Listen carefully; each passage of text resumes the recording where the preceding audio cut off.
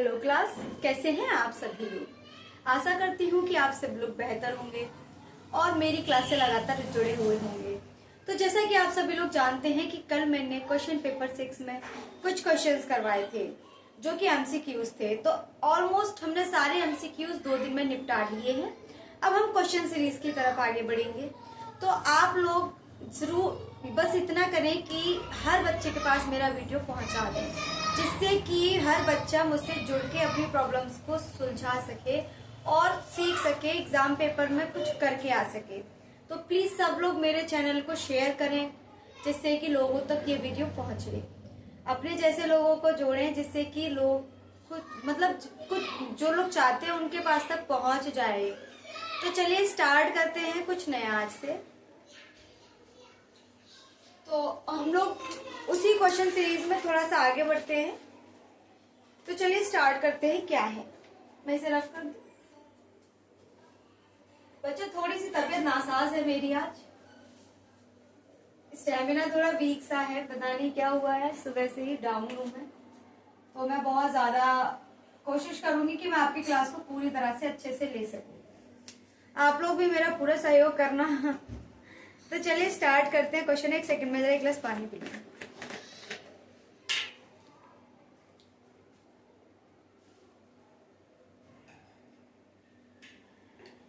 चलिए देखिए क्वेश्चन क्या है।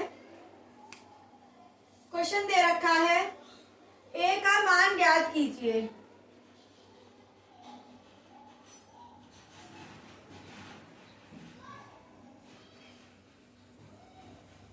यदि बिंदुओं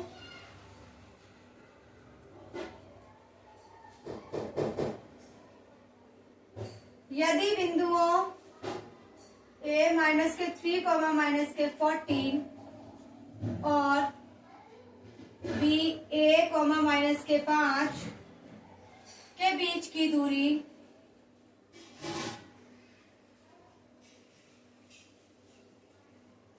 9 इकाई है।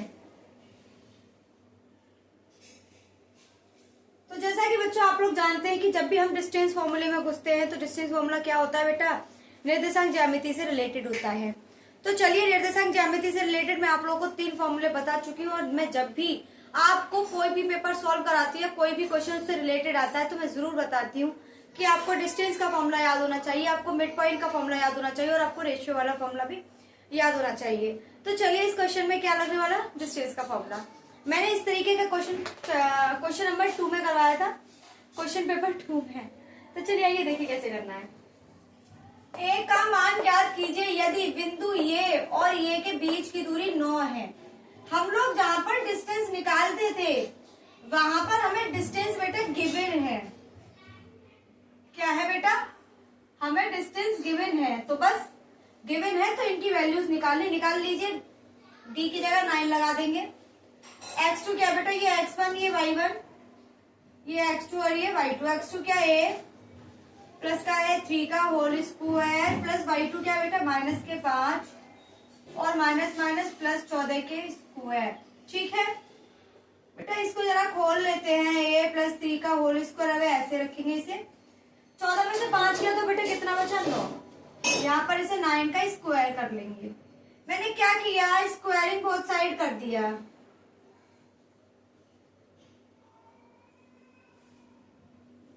मैंने दोनों तरफ स्क्वायर कर दिया। मैंने 9 का स्क्वायर किया और मैंने रूट का भी क्या कर दिया बेटा, स्क्वायर कर दिया। जैसा कि आप सभी लोग जानते हैं कि रूट के ऊपर अगर स्क्वायर हो तो स्क्वायर अपने रूट को क्या कर देता है, स्क्वायर रूट को कैंसिल कर देता है। तो ये कैंसिल हो गया। अब देखिए इसको कैसे सॉल्व करेंगे। साइड में ही सॉल्व करने की कोशिश करूंगी। 9 का आ गया 81 बराबर a प्लस 3 का होल स्क्वायर प्लस 9 का कितना आ गया बेटा 81।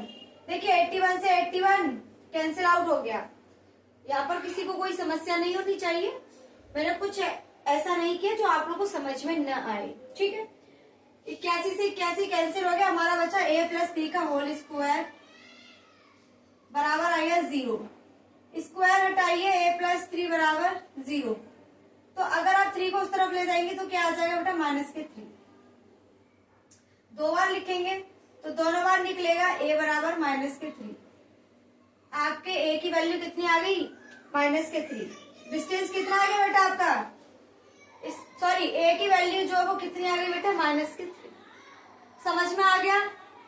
आई होप ये क्वेश्चन समझ में आ जाना चाहिए, कुछ भी नहीं था इस क्वेश्चन में। चलिए नेक्स्ट क्वेश्चन की तरफ बढ़ते हैं। बच्चों देखो मेरे साथ साथ हर क्वेश्चन को उतारते चला करो।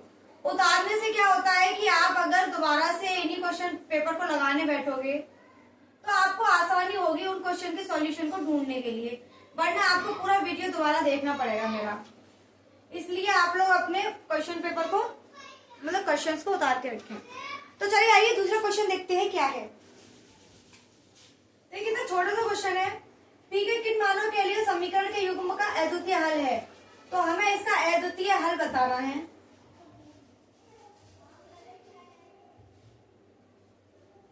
अद्वितीय हल बताइए, तो जिसके लिए 4x + py + 8 = 0 इक्वेशन 1 दे रखी है, 2x + 2y + 2 = 0 इक्वेशन 2 दे रखी है।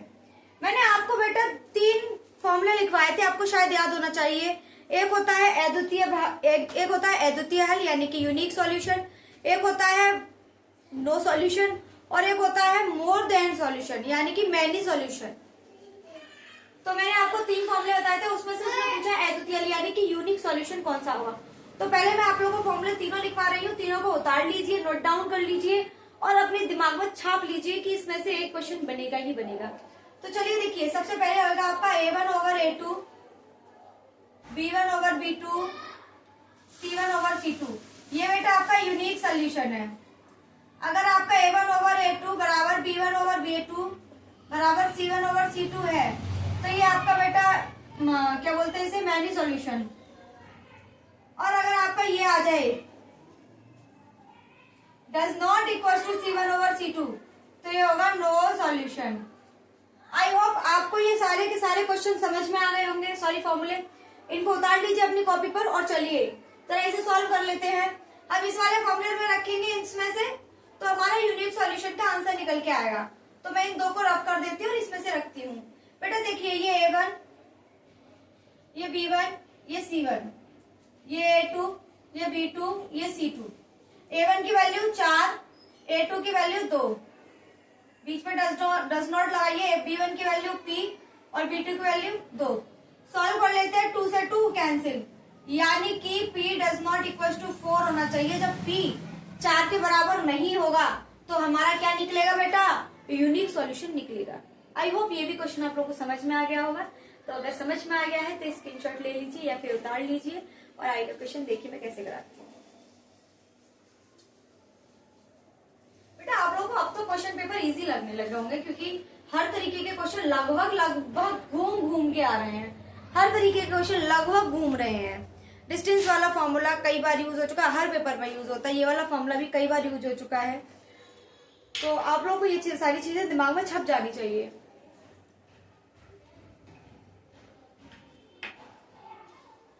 चलिए बच्चों और दूसरा देखते हैं। क्वेश्चन दे रखा है, ये थोड़ा नया क्वेश्चन है, थोड़ा डिफरेंट क्वेश्चन है और आप लोगों को इस क्वेश्चन को अच्छे से पढ़ना है। संख्याओं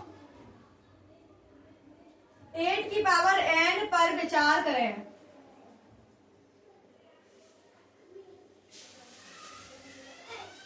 जहां n एक प्राकृतिक संख्या है, जांच कीजिए कि n क्या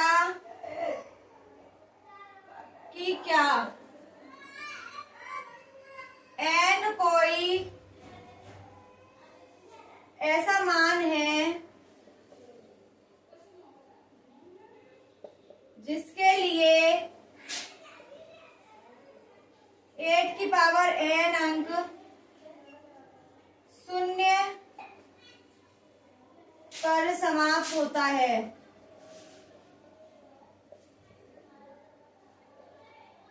चलिए बच्चों, आप लोगों से क्वेश्चन किया गया है कि आप लोगों को ये फाइंड करना है क्या 8 की पावर n में हम कोई भी एट की एन एक नेचुरल नंबर है, यानी कि जैसे कि आपको 8 की पावर एन दे रखा है, एन कोई नेचुरल नंबर बोला है, एन क्या बोला, नेचुरल, सॉरी रियल नंबर बोला है, प्राकृत संख्या यानी कि रियल नंबर। कोई भी रियल नंबर उठा लीजिए, एन की जगह पर कोई भी पावर आप बना सकते हैं, लेकिन उसका वैल्यू 0 आना चाहिए, यानी कि जो यहाँ पर 8 है वो उसका कोई भी पावर आप लगा लीजिए, लेकिन बनकर क्या आना चाहिए, 0। तो ऐसा कोई नंबर है जो 8 की पावर लगाने पर 0 बना देगा? 8 की पावर 1 कीजिए 8 आ गया, 8 की पावर 2 कीजिए 64 आ गया, तो फिर आप 5 1 2 आ गया, 3 करेंगे तो आपका बेटा, लेकिन 0 नहीं आ रहा है कहीं भी।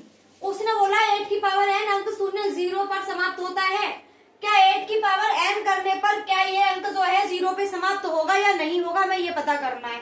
तो इसे पता करने के लिए क्या करना होगा, देखिए हम यहाँ पे ये देखेंगे कि 8 की पावर किसी भी चीज को शून्य बनाने के लिए हमारे पास दो चीजें होनी चाहिए। शून्य के लिए दो चीजें होनी चाहिए, एक 5 और एक 2। हमारे पास अगर ये दो नंबर होते हैं तो 0 100% बनेगा। एक 5 हो और एक 2 हो, दोनों मिलकर के 0 बनाते हैं। क्या 8 में कहीं 5 दिख रहा है आपको? 2 मल्टीप्लाई 2 मल्टीप्लाई 2, इसमें तो 3 बार 2 आ रहा है, लेकिन कहीं भी क्या नहीं आ रहा, 5 नहीं आ रहा है, कहीं भी 5 नहीं आ रहा है। तो मैं क्या करूंगी, मैंने क्या किया, 2 की मल्टीप्लाई 2 मल्टीप्लाई 2 की पावर n, मैं इसे 2 की पावर 3 की पावर n कर देती हूँ और यहाँ पे आ गया 3 की पावर n, लेकिन 5 नहीं आया। जब 5 आ नहीं रहा है तो शून्य नहीं बनेगा। तो अतः सिद्ध होता है, या लिख लीजिए, अतः 8 संख्या के अभाज्य गुणनखंड करने पर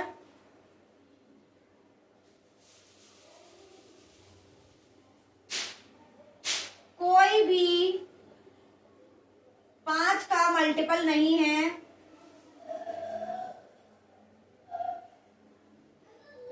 अतः यह शून्य कभी नहीं हो सकता। आई होप आप लोगों को ये समझ में आ गया होगा कि मैं आपको क्या समझाना चाह रही हूँ। समझ में आ गया है तो उतार लीजिए बेटा, पूरे 4 नंबर का क्वेश्चन है, कुछ नहीं है, बस आपको ये लिख कर बताना है, कुछ नहीं है इसमें। उतार लीजिए, पूरे 4 नंबर है आपके। चलिए आगे बढ़ते हैं। हटा दूं मैं इसे? चलिए मैं हटा देती हूँ।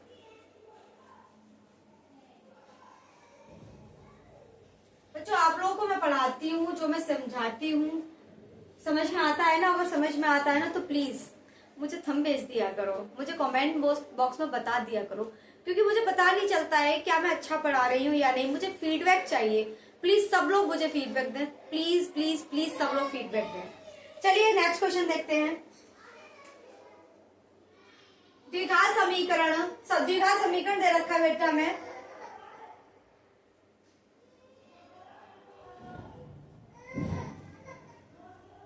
द्विघात समीकरण दे रखा है 2x² प्लस kx माइनस के 6 बराबर 0 का एक मूल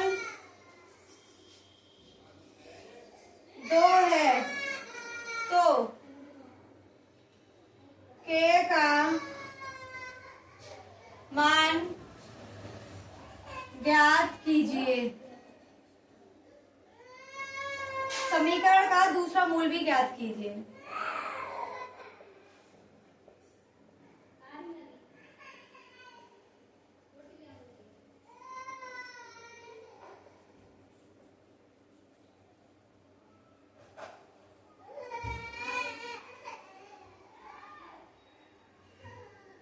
चलिए बच्चों देखिए क्वेश्चन क्या दे रखा है।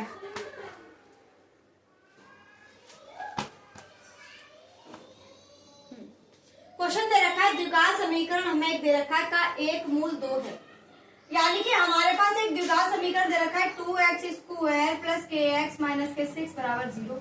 ये हमें एक द्विघात समीकरण दे रखा है और उसने बोला है का एक मूल 2 है। आप लोगों को मैंने बताए हैं इसके दो मूल होते हैं। कितने होते हैं? दो मूल।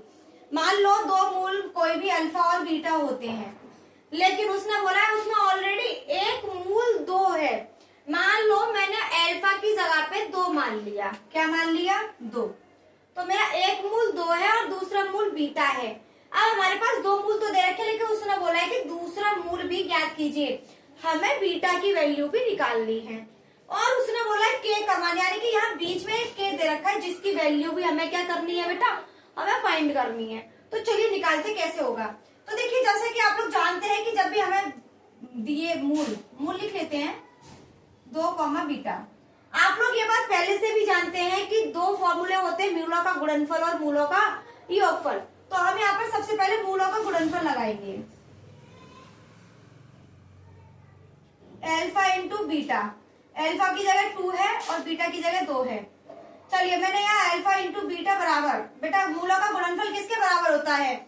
मूलों का गुणनफल देखिए बेटा, गुणनफल बराबर होता है -c/a और योगफल बराबर होता है -b/a। ये दोनों फॉर्मूले आपके दिमाग में होने चाहिए। तो जब मैं गुणनफल की बात करी तो c/a आएगा और c क्या है बेटा? ये, और a क्या है बेटा? ये। तो c की जगह लगाइए -6 और a की जगह लगाइए 2। 2 से 3 को कैंसिल कीजिए -3। बीटा को यही रखिए और 2 को इसके नीचे ले जाइए। बेटा मूल निकल आया हमारा -3/2, यानी कि हमारे पास इसकी वैल्यू ये थी और बीटा क्या आ गया? -3/2। हमारे पास मूल तो निकल आया। अब हमें के की वैल्यू और फाइंड करनी है। तो चलिए के की वैल्यू भी फाइंड कर लेते हैं। कैसे करेंगे बेटा? गुणनफल लगाया था -3/2, ये आ गए हमारे मूल। अब ठीक है, गुणनफल लगाया था बेटा, योगफल लगा दे। योगफल क्या होता है? अल्फा प्लस बीटा बराबर होता है -b/a। अल्फा की जगह पे 2 और इसकी जगह पे -3/2, बी की जगह पे -k और a की जगह पे 2। मैंने कुछ नहीं किया है, जो हमारे पास था मैंने उसको अप्लाई कर दिया। क्या आप लोगों को ये समझ में आ रहा है? अल्फा की जगह 2 था, मैंने 2 रख दिया। बीटा की जगह -3/2 था, मैंने रख दिया -b। बेटा ये a, ये b और ये c। a की जगह पे 2 मैंने 2 रख दिया, b की जगह पे k था, मैंने k रख दिया। कुछ भी नहीं था, सिर्फ पुट करना था। अब लगाइए बेटा, इसे जरा सॉल्व कर लेते बेटा फटाफट से। 2 दूनी 4, 4 और 3 काटोगे तो 4 -3/2 बराबर -k/2। 2 से 2 कैंसिल हो गया, 4 में से 3 गया तो 1 बचा बराबर -k। तो k बराबर कितना आएगा? -k1। बेटा k की वैल्यू भी निकल आई और दूसरा मूल भी निकल आया। यही होगा आपका आंसर। मैं लिख देती हूँ मूल दूसरा वाला -3/2 और k की वैल्यू -k1। बेटा ये दोनों हो गए आपके आंसर। आई होप आप लोगों को ये क्वेश्चन समझ में आ गया होगा। कुछ भी नहीं था, आप लोगों को पहले मूल निकालना है और उसके बाद में k की वैल्यू फाइंड करनी है। चलिए आगे बढ़ते हैं। इस क्वेश्चन को आप लोग स्क्रीनशॉट लेना चाहे तो स्क्रीनशॉट लीजिए, वरना मेरा मानना तो ये है कि आप लोग साथ के साथ उतारते चलिए। आप एक बार स्क्रीनशॉट ले लेंगे ना तो सिर्फ और सिर्फ आपके मोबाइल की इमेजेस में चला जाएगा। मेमोरी कार्ड में तो चला जाएगा फोन की, लेकिन वो आपके दिमाग की मेमोरी कार्ड में कभी नहीं जाएगा, क्योंकि बच्चा स्क्रीनशॉट लेने के बाद में उसे कभी खोल कर नहीं देखता है। तो चलिए आगे देखते हैं। क्वेश्चन दे रखा है 1 सेंटीमीटर, 3 सेंटीमीटर, 4 सेंटीमीटर, 5 सेंटीमीटर किनारे वाले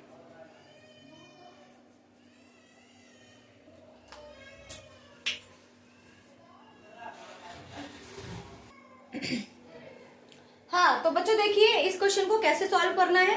क्वेश्चन दे रखा है एक घन 3 सेंटीमीटर, 4 सेंटीमीटर, 5 सेंटीमीटर किनारे वाले धातु के 3 ठोस घनों को पिघलाकर एक अकेला घन बनाया गया है। इस प्रकार बने घन का किनारा ज्ञात कीजिए। किनारा यानी कि हमारे पास, हमें उनसे पूछिए उसकी भुजा। देखिए हमारे पास 3 घन दे रखे हैं। मान लो ये घन है, एक और घन है, एक और घन है। इन तीनों घनों को मिला के बेटा एक बड़ा घन बनाया गया है, ऐसे करके।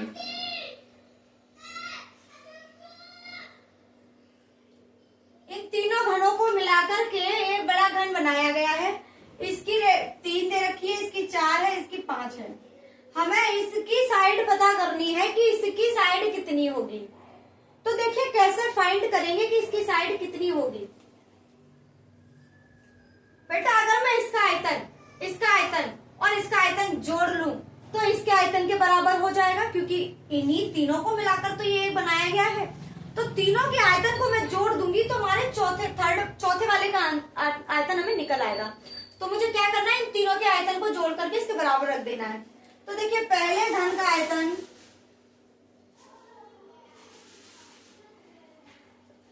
प्लस दूसरे घन का आयतन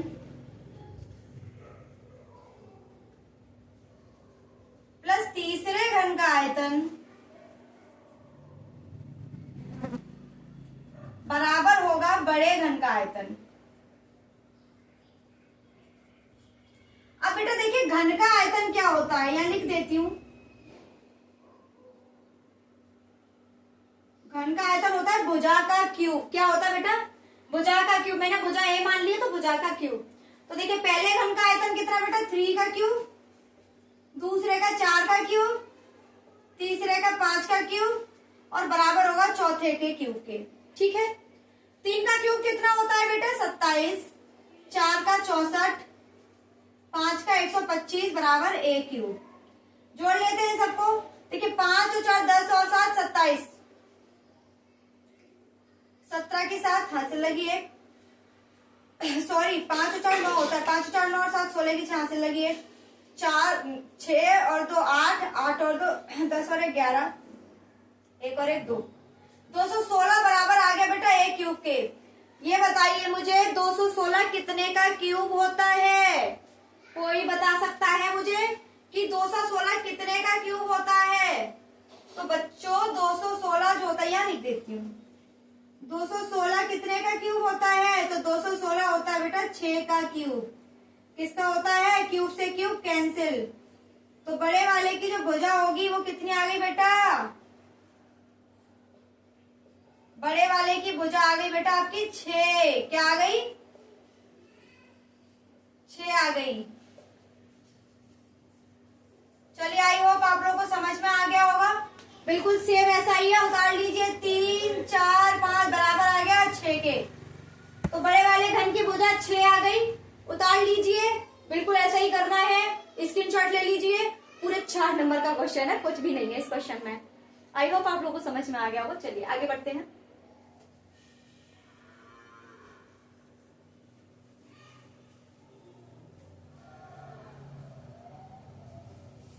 मैं अब लास्ट क्वेश्चन करा रही हूँ। लास्ट क्वेश्चन आप लोगों को बनाना है। चलिए एक काम करते हैं, लास्ट क्वेश्चन को आप लोगों को घर के लिए दे दें। आप लोग घर से बनाकर लाइए। चलिए मैं करा देती हूँ। क्वेश्चन दे रखा है हमें,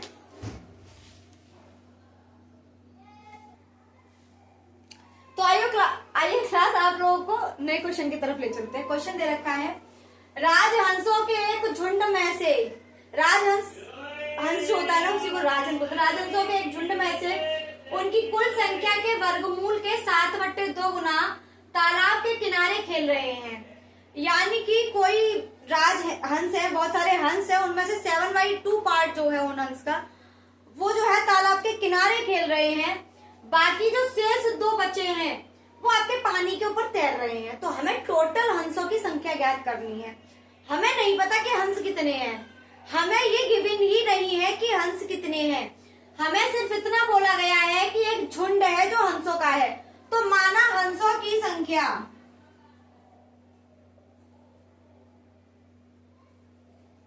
माना हंसों की संख्या x है। मैंने मान लिया कि हंस जो है टोटल x है।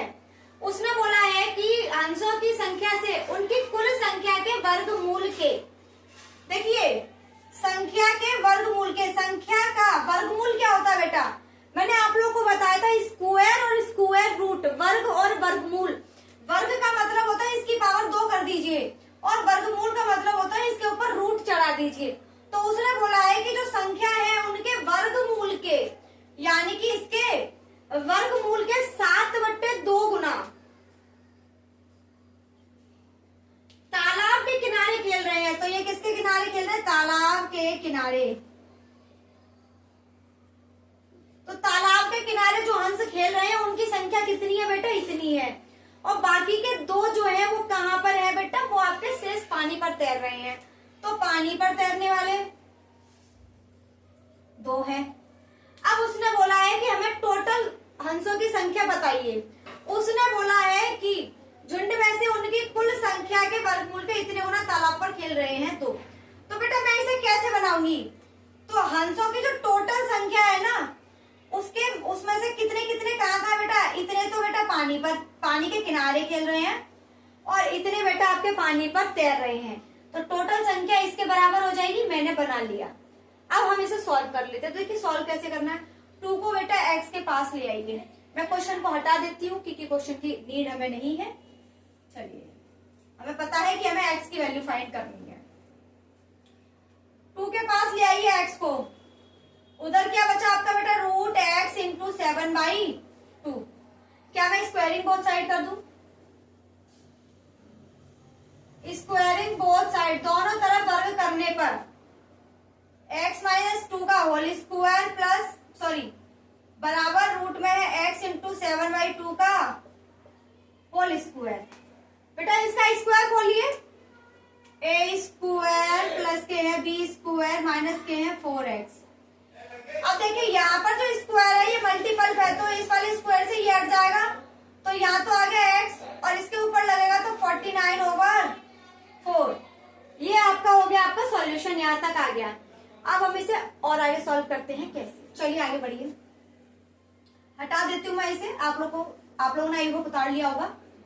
मैंने क्या किया, इसको मैं इस तरफ ले आई, x स्क्वायर प्लस 4 माइनस के 4x माइनस के है 49/x बराबर होगा 0 के। सबसे पहले क्या करते हैं, 4 का पूरे में दे देते हैं मल्टीप्लाई। 4 का मल्टीप्लाई करने पर, 4 का गुणा करने पर, तो यहाँ हो गया 4x स्क्वायर, यहाँ हो गया 16, यहाँ हो गया 16x माइनस के 49x बराबर 4 वो जो होगा वो कैंसिल आउट हो जाएगा। ये आ गया हमारा 49 और 16 को जोड़ लीजिए, 9 और 6 15, 4 और 1 5 और 1 6। बेटा हमारे पास कुछ द्विघात समीकरण बनकर आ गया। अब हमें इससे x की वैल्यू फाइंड करनी है। तो x की वैल्यू कैसे फाइंड करते हैं बेटा, इसका मल्टीप्लाई इसमें करते हैं। सबसे पहले यहाँ पर जो a दे रखा होता है और यहाँ पर c, उनका मल्टीप्लाई करते हैं। तो यहाँ पर 4 गुणा 16 कितना बेटा, 64। अब इसका ऐसे 2 डिजिट के साथ मल्टीप्लाई करते हैं कि उनको जोड़ने या घटाने पर बीच वाली वैल्यू निकल के आ जाए। तो 64 में किस ऐसे कौन से 2 डिजिट का मल्टीप्लाई करूंगा उसका मल्टीपल 64 आए और उनको माइनस या प्लस करने पर 65 आए। मैं एक काम करती हूँ, एक का मल्टीप्लाई करती हूँ, ये 64 का 64 रहेगा और मैं 64 में 1 जोड़ दूं तो वो 65 हो जाएगा। तो क्या मैं 65 की जगह पर 64 प्लस 1 लिख सकती हूँ? जी हाँ, मैं लिख सकती हूँ। तो चलिए लिख देते हैं फटाफट से। चलिए, आई होप आप लोग जो मैं कराती हूँ, मेरा जो तरीका है वो आप लोगों को पसंद आ रहा होगा। मेरे तरह से कर रहे होंगे आप लोग भी। चलिए करते हैं। तो 4x स्क्वायर माइनस मेरे 64 प्लस के हैं 1x प्लस के हैं 16 बराबर 0। मैंने ये कर दिया। अब यहाँ से सॉल्व करते हैं। कोशिश करती हूँ कि साइड से बन जाए तो अच्छा है। 4x स्क्वायर, जरा x का मल्टीप्लाई कीजिए, माइनस के 64x माइनस के x प्लस के हैं 16 बराबर 0। अब बेटा इसमें से हमें कॉमन निकालना है। मैंने इसमें से 4 कॉमन निकाला और x निकाला। जब मैंने 4 कॉमन ले लिया तो यहाँ बचेगा x माइनस के 4 में से यहाँ से आ गया तो 16 माइनस, इसमें कुछ कॉमन नहीं है बेटा, मैं माइनस के 1 कॉमन लूंगी तो माइनस के 16 बराबर 0 आ गया। थोड़ा हौच पौच सा हो रहा है, मैं इसे साइड की वजह ऊपर कर देती हूँ। देखिए इसमें से कॉमन लीजिए। पहले मैं इसे कर देती हूँ। 4x स्क्वायर माइनस के 64x माइनस के x प्लस के 16 बराबर 0। इन दोनों में 4x कॉमन है, मैंने 4x कॉमन ले लिया। बेटा अब मैं आप लोगों को कॉमन लेना ये सब नहीं सिखाऊंगी क्योंकि ये मैं पिछले कई दिनों से आपको 20-25 दिनों से लगातार सिखा रही हूँ, आपको आ जाना चाहिए। x माइनस के है 16। बेटा इसमें से मैंने -1 कॉमन लिया तो x माइनस के है 16 बराबर 0। मेरे दोनों ब्रैकेट सेम है, मैंने इनको भी कॉमन ले लिया, बचा गया मेरा 4x माइनस बराबर 0। अब हम क्या देंगे बेटा, इसे सॉल्व करेंगे। तो चलिए सॉल्व करते हैं। x माइनस के 16 बराबर 0, x बराबर 16, 16 अंश हो सकते हैं। 4x माइनस 1 बराबर 0, 4x बराबर 1 और x बराबर 1/4। हमारे पास x की दो वैल्यू निकल के आई। क्या आपने कभी सुना है कि हंस जो है 1/4 अंश था? नहीं था ना। कभी भी आप किसी भी हंस को पूरा बोलते, पूरा पूरा बोला जाता है, ना कि उसका कोई एक पार्ट बोला जाता है। इसलिए हम x की इस वैल्यू को नकार देंगे, हम सिर्फ इसको फॉलो करेंगे। तो टोटल जो हंसों की संख्या थी वो कितनी थी? 16 नंबर में हंस थे। आई होप आप लोगों को ये क्वेश्चन समझ में आ गया होगा। और अगर समझ में आ गया है और मेरी क्लास आपको पसंद आ रही है, अगर आपको देखना, आप लोग जब एग्जाम देकर आएंगे ना, तो आप लोग मुझसे खुद कहेंगे कि दीदी आपके सारे क्वेश्चंस फंसे हैं, कोई क्वेश्चन ऐसा नहीं था जो हमसे ना बना हो, सारे के सारे क्वेश्चंस बनाकर आओगे। और अगर आप चाहते हैं कि आपके अच्छे से अच्छे मार्क्स आए, तो कर दीजिए like, share, comment and subscribe.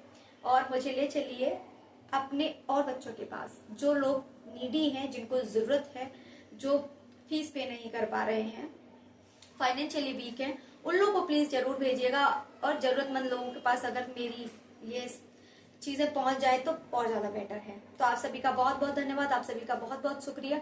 आज हम क्लास को यहीं पर विराम देते हैं। धन्यवाद।